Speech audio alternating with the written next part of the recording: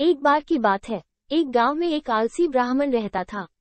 वो सुबह उठता, नहाता, पूजा करता, खाना खाता और फिर सो जाता था। उसे किसी भी चीज की कमी नहीं थी, क्योंकि उसे एक बड़ा खेत, खाना पका कर देने वाली एक सुंदर सी पत्नी और 2 बच्चों का खुशहाल परिवार था। सब कुछ होने के बाद भी ब्राह्मण के घर वाले उसके आलसी प्रवृत्ति से बहुत परेशान थे, क्योंकि वो आलसी ब्राह्मण कोई भी काम खुद नहीं करता था और दिन भर सोता रहता था। एक दिन बच्चों का शोर सुनकर ब्राह्मण जाग गया और उसने देखा कि उसके दरवाजे पर एक साधु महाराज आए हुए हैं।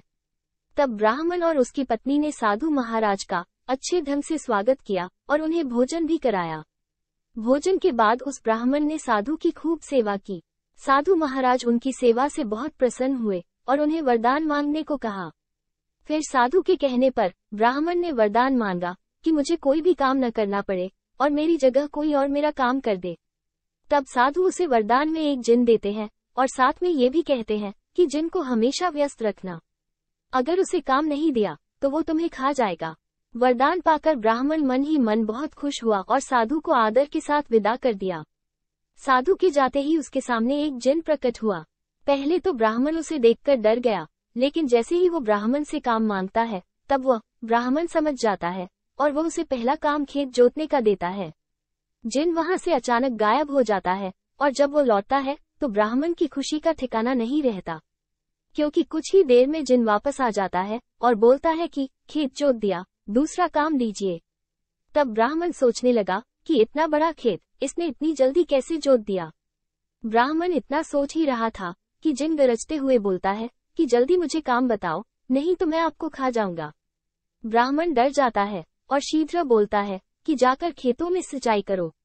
जिन फिर वहां से गायब हो जाता है और थोड़ी ही देर में फिर आ जाता है और बोलता है कि खेतों की सिंचाई हो गई, अब अगला काम बताइए।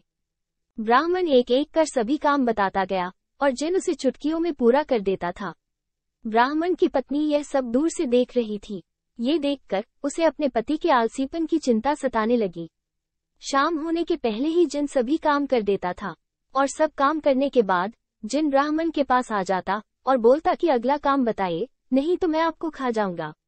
अब ब्राह्मण के पास कोई भी काम नहीं बचा जो उसे करने के लिए कह सके। ये सोचकर ब्राह्मण बहुत चिंतित हो गया और अब उसे डर भी लगने लगा। ब्राह्मण की पत्नी अपने पति को डरा हुआ देखकर अपने पति को इस संकट से निकालने के बारे में सोचने लगी। फिर वो ब्राह्मण से बोलती है कि हे स्वामी, अगर आप मुझे वचन देंगे कि आप कभी आलस नहीं करेंगे और अपने सभी काम खुद करेंगे तो मैं इस जिन को काम दे सकती हूँ।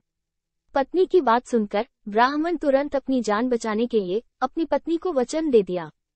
पति से वचन लेने के बाद ब्राह्मण की पत्नी जिन से बोलती है कि हमारे यहाँ एक कुत्ता है, तुम जाकर उसकी पूंछ को पूरी तरह सीधी कर दो, लेकिन याद रखना उसकी पूंछ एकदम सीधी होनी चाहिए और उसे किसी प्रकार की चोट भी नहीं लगनी चाहिए। जिन बोलता है कि मैं अभी यह काम कर देता हूँ। ये बोलकर वो वहां से चला गया, लेकिन लाख कोशिश के बाद भी वो कुत्ते की पूंछ सीधी नहीं कर पाया और हार मान लिया। अपनी हार मानकर वो जिन ब्राह्मण से माफी मांगी और वहां से हमेशा के लिए चला गया।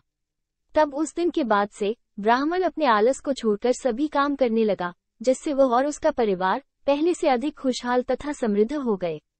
इसलिए कहा गया है, आलस बुरी बला है। हमें कभी भी आलस नहीं करना चाहिए और अपना काम खुद करना चाहिए, क्योंकि आलसी मनुष्य कई बार गंभीर समस्या में फंस जाता है, जिससे निकलने का रास्ता उसे मालूम नहीं होता।